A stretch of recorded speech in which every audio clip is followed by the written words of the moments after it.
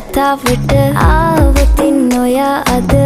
මාගෙම කරගන්නද රහසක් කියලා හා කිව්වොත් ඔයා මට මාවෙනම් නුඹේ අග රැජිනිය සදහට මං දෙවරක් නොහිතා සැරෙන් සැරේ කෝලෙන් බල බලා ඇසේ අස්සෙන් බොරුවට එපා වගේ හිඳින්න එපා රවන්න එපා ටිකෙන් ටිකේ ආලෙන් පුරවලා හිතේ හිස්තැන් නුඹ මට හිතක් වටින කෙනා නිසා හා චුට්ටක් කතාවට ආවොතින් ඔයා අද